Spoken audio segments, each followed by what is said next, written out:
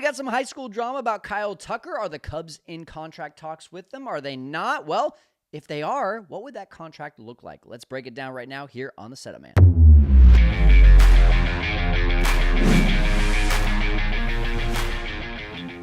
Okay, check it out. Evening of April 10th, Mike Rodriguez said, according to my sources, the Cubs and Kyle Tucker are already discussing a possible contract extension. Let's see what happens with that. Hashtag Cubs, hashtag Chicago. Is Mike Rodriguez a legitimate source? Well, yeah, he was the first to break the Vlad Guerrero extension. So this is real news. But Jesse Rogers says no on ESPN 1000. He says the Cubs and Kyle Tucker are not yet talking about an extension. They are likely to go to him at some point after giving him time to fall in love with Chicago. Doesn't mean that they will sign him. And Mike Rodriguez comes back and says, here we go. Same thing that happened with Vladimir Guerrero Jr., saying last Friday that Toronto and Vlad were very close to closing a $500 million extension. Next day, Saturday, they asked Vladimir, and he said that that was a lie. And then the next day on Sunday, Passan published it. So I'm going to go with Mike Rodriguez on this one. Why? Because I optimistically and desperately really hope that the Cubs are going to sign Kyle Tucker to an extension. So what would that contract look like exactly? So my goal, take out all the emotion of this, take out all of the past things that we've heard, and let's just turn this into a formula. I want to look at the 5 best comps for the last 2 years. I want to turn this into a formula, and I want to plug in the numbers for Kyle Tucker and see what comes out. So who are the top 5 comps? Well, they're not going to be anything before 2023 because inflation went wild during 2023. So take Mookie Betts out of there, take Mike Trout out of there. What do you have left? Juan Soto at 51 million AAV, Shohei Ohtani, 70 million AAV, Vladimir Guerrero Jr., just under 36 million AAV, Aaron Judge, 40 million, and Manny Machado, just under 32 million AAV. So when we look at these top 5 comps, Judge, Ohtani, Soto, Machado, Guerrero, the best way to figure out what Kyle Tucker is worth is if we figure out what is each one of these guys worth on a per WAR basis. Take out OPS, take out pitching ERA, take out all of the stats, and we're just looking at how many wins are being created, because that's exactly how Jed and Carter think. How many wins can we add to this roster? So how did I figure this out? Well, I just took the total number of WAR that each player had and divided it by total number of games and multiplied that by 162.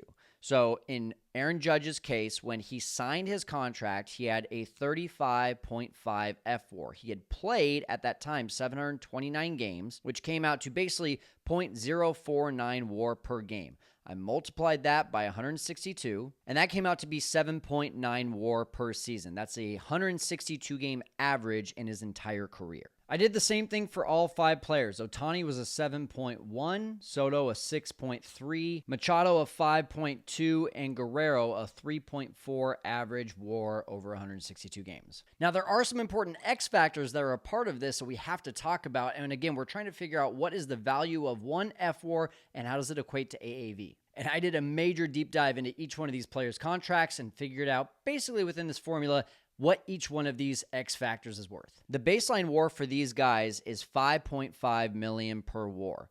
If they're under 27 years old when they sign, they get an additional 3.5 million per WAR. So age is the major X factor here. If they're actually over the age of 30, that's where the WAR can actually get a negative impact. And in this case, that's only Judge and Machado. So for those two, we're removing $1 million per WAR. And if they received awards like a Gold Glove or MVP, those are the main two that I'm looking at, then they get an additional $2 million.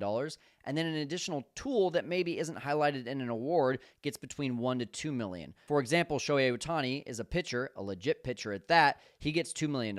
Whereas Kyle Tucker, he has speed. $1 million is going to go towards that because it's not elite speed, but it is still a very legitimate additional tool. And we're going to also add one more important factor, which is inflation. It might sound crazy, but 2023 compared to 2024 contracts, major difference. So we're going to subtract $1 million per WAR for inflation over that year. So let's put this formula to the test on one player just so you can see proof of concept. And if you want to do it with the other 4 players, be my guest. Shohei Ohtani, 5.5 million base, 2 million for speed, 2 million for pitching. That puts him at 9.5 million. Multiply that by his 7.1 WAR on average for his entire career. That puts it 67.5 million per year, which puts him very close to his actual contract at 70 million AAV. AAV. Now let's apply this to Kyle Tucker. 5.5 on the base, $2 million for the Gold Glove, $1 million for the speed. Mentioned earlier as one of those tools. It's not exactly off the charts, but it is there and it is an important factor. That comes out to be $8.5 million per WAR. Multiply that by his average of 5.5 per season, and that comes out to $46.75 million AAV. So here's my official offer to Kyle Tucker, and I'm putting on my Jed Hoyer thinking cap because I know he's not going to do deferrals, and I know he's going to get creative. So that's exactly what I'm going to do here. If I'm Jed, I'm offering $380 million for 8 years. That's an AAV of $47.5 million per year, and I'm giving him a $50 million signing bonus right now, here in 2025. You're also going to get a bonus for your MVP, for your Gold Glove, for your Silver Slugger, and games played. I want you healthy. I want you on the field. So every year that he plays 150 games or more, he's getting a bonus. Now, we still want to give some opt-outs. I don't think that Kyle Tucker is going to go for team opt-outs, so I'm going to do player opt-outs after 3 and 5 years. But if he opts out, it's going to cost him $25 million.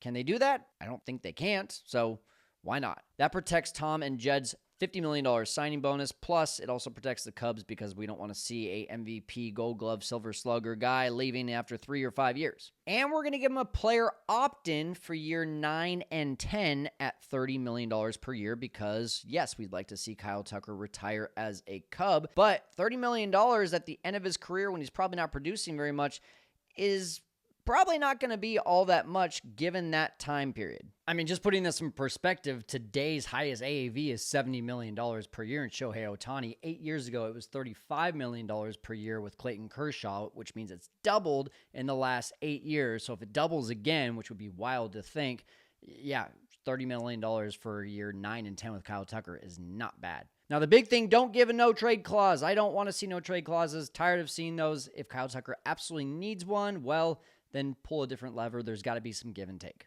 And I asked you, the fans, what you would offer. Here we are on my X account. Lots of good ones. So, I mean, just go to my X and take a look at all these. I'm sorry, I don't see Jed doing deferrals, so I'm going to pass over those. The Mike Trout comparison is tough just because that was back in 2019, and the amount of inflation is just so wild at this point. I like this one from Cub Hub. Again, the only thing is I don't think that there's going to be anything after retirement or deferrals. So the $2 million per year for $5 million after retirement. He says $7 million signing bonus immediately. I think it's going to have to be a little more attractive than that if we're going to go 10 for $450. As you can see from what I had just equated there, I think he's looking at minimum $45 million per year, 10 years. I could see that happening. Full non-trade clause. I just really want to stay away from those, but he's probably got the leverage to do that. Road game perks, that's interesting. I like that.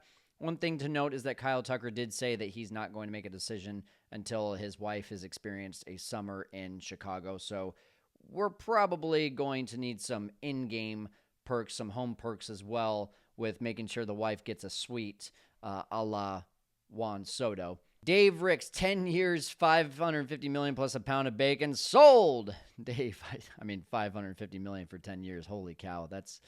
He might get it if he goes to free agency, though, not going to lie. Interesting one from Pete here. 10 years, $500 million front-loaded, $60 per year the first 5 years. The only thing that I don't like about that is you're not only adjusting the AAV, I believe, if I'm correct, because that would impact, I don't believe it would be still 50 per year if you front load it like that. And you're giving him 50 per year, which according to our calculations is an overpay. So I don't know. I would almost say if you do 10 years, 50 per year, you would backload it instead. That would be my thoughts, or at least my intuition. Maybe I'm wrong on that. Going to throw out some love to a few of our Setup Man crew members as well. Arthur says, my offer would be 12 for $480 with opt-outs after years 3, 6, and 9. Lower AAV the first 3 years. Then if he opts in for 4 through 6, then it jumps to say 50 to 55 AAV, then down to 35 to 40 for years 9 through 12 with the escalation for All-Star Gold Glove and MVP votes. So that's definitely creative. Sean says, give him an additional $16.5 million for this year, double his salary essentially. I think this proves our commitment to him even if he gets hurt or underperforms. Then 11 more years gets him to Turner age. He's going to do an exact number of $448,200,000, which is a total AAV of 40.1 per year, just higher than Judge. I LOL to that. Full no trade clause, mutual opt out after first 4 years. If either side doesn't opt in, no trade clause goes away. Bonuses for MVP, Gold Gloves, and Silver Slugger. Bonus for winning each of the different stat categories in terms of home runs, RBI, or OBP. Very creative there from Sean. But what about the CBA? What about the collective bargaining agreement that is likely to send shockwaves throughout MLB in 2026? Well, that's a real thing, and that's what Tom Ricketts keeps on pointing to. Jesse Rogers had an article over the offseason about how Tom Ricketts and Jed Hoyer are not likely to sign these mega deals until the CBA happens. This would, of course, go against that, and if that is the case, well, what's some arguments for it and against it? Really, there's just one argument for it. If there is a salary cap, then this would dramatically hurt the Cubs at 45 plus million per year AAV. If there's a cap, call it like 200-ish, that's literally going to be 25% of their payroll that they cannot exceed or they can't go past, and that's going to really hurt the Cubs. It's going to hurt other teams like the big market teams, but I don't think that's going to happen. I think that would be silly. I think that would, if that does happen, there would have to be some sort of grandfathering system that comes in, because when you look at the Mets, when you look at the Yankees, the Phillies, the Dodgers, there's no way that they operate under a salary cap. So there would have to be some sort of, again, grandfathering system in that kind of scenario. I do think there can be a salary floor for teams like the Pirates, the Brewers, the White Sox, the A's, the Rockies to come into the league and actually compete from a salary perspective. Now, if that happens, this is the argument for doing this deal right now. If there is a salary floor, there's going to be more teams in on players because they have to spend a certain amount of money, which means that there is more demand. And when there's more demand, then prices go up. So we might be seeing in a few years a player not like Kyle Tucker and his caliber getting maybe even 35 plus million per year. Think about this for a second. What if Ian Happ, 3-time Gold Glover, never had an OPS in a full entire season of over 800? What if he's getting over 35 million per year because there's more demand, because more teams have to spend more money? What does that look like for the Cubs in 3 years? That's detrimental. That means that they could be looking at an Ian Happ extension costing almost as much as what they could have got Kyle Tucker for 2 years ago. And that's my worry, is that we're putting too much emphasis on the CBA having negative impacts on teams when it could have positive impacts to make decisions right now. That's my thought. I'm not educated enough on the CBA. I could be completely out of left field on this. If I'm wrong, you can let me know in the comments. That's okay. But as a business mind, a money mind, thinking about this, I think there's reasons to right now jump on it and give Kyle Tucker this extension. Which of these contracts did you like the most? Let me know in the comments.